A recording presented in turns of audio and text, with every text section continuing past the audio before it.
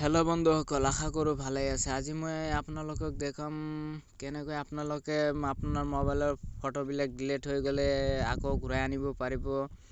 1 মাহ বা 2 মাহ বা 3 মাহ বা 1 বছৰ 2 বছৰমান হৈ গৈছে আপোনাৰ ফটোবোৰ ডিলিট হৈ গৈছে আৰু আপোনাৰ পাৰ্চনেল ফটোবোৰ ডিলিট হৈ গৈছে। আপোনালোকে সেইবোৰ ফটো ঘূৰাই আনিব নোৱাৰিব। মই আপোনালোকক সেই প্ৰচেছটো দেখুৱাম। আপোনালোকে সেইবোৰ ফটো আদি ঘূৰাই আনিব পাৰিব। আপোনালোকৰ কোনো ধৰণৰ ঝামেলা নহ'ব। আপোনালোকে সেইবোৰ ফটো আদি আনিব পাৰিব। ইয়াৰ বাবে আপোনালোকে এটা এপ ডাউনলোড কৰিব ল'ব।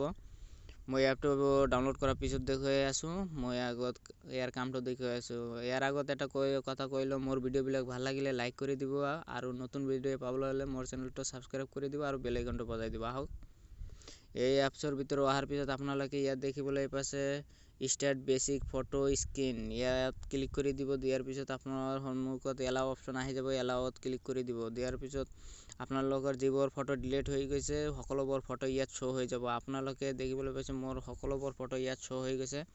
আপোনালোকে কেনেকৈ এইবোৰ ফটো ডাউনলোড কৰিব পাৰিব, আপোনালোক ফটোবিলাক হেণ্ডছেটত ডাউনলোড কৰিব না মেমৰিত ডাউনলোড কৰিব, সেইবোৰ মই প্ৰচেছ দেখুৱাই আছোঁ।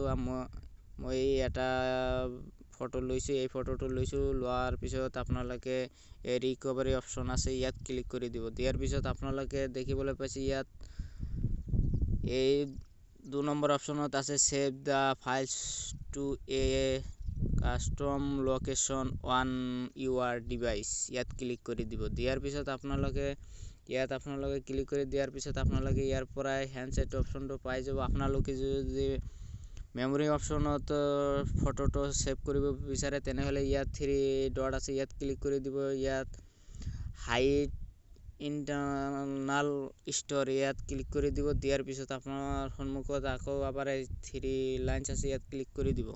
দিয়াৰ পিছত দেখিবলৈ পাব আপোনাৰ মেমৰি অপশ্যন আহি যাব। মই হেণ্ডছেটত ছেভ কৰিম, সেইকাৰণে শ্ব' ইণ্টাৰনাল ষ্ট'ৰ ইয়াত ক্লিক কৰিছোঁ। কৰাৰ পিছত আপোনালোকে হেণ্ডছেটত ক্লিক কৰিছোঁ। কৰাৰ পিছত মই যিকোনো এটা ফাইল লৈ লওঁ। মই ডাউনলোড ফাইলটো চুজ কৰি ল'লোঁ। কৰাৰ পিছত মই ইয়াত ক্লিক কৰি দিলোঁ। দিয়াৰ পিছত ইয়াত চিলেক্ট কৰি দিলোঁ। দিয়াৰ পিছত মই হেণ্ডছেটত অহাৰ পিছত মই ডাউনলোড অপশ্যনটো চুজ কৰিছিলোঁ, এইটো মই ইয়াত ক্লিক কৰি দিছোঁ। দিয়াৰ পিছত আপোনালোকে দেখিবলৈ পাইছে যে মোৰ এই ফটোটো ইয়াত শ্ব' হৈ গৈছে। মই যিবোৰ ফটোটো ডিলিট হৈ গৈছিল সেইবোৰ ফটো ইয়াত মই ডাউনলোড কৰি লৈছোঁ। প্লে ষ্ট'ৰত গৈ চাৰ্চ দিব DISK disk driver photo recovery লিখি চাৰ্চ দিব। দিয়াৰ পিছত আপোনালোকৰ সন্মুখত দেখিবলৈ পাব যে এই এনেকুৱা ইণ্টাৰফেচ আহি যাব। এইটো আপোনালোকে ডাউনলোড কৰি ল'ব। মোৰ ডিছক্ৰিপশ্যন বক্সত পাই যাব এইটো, আপোনালোকে তাৰ পৰা ডাউনলোড কৰি ল'ব পাৰিব। আজি ইমানলৈকে।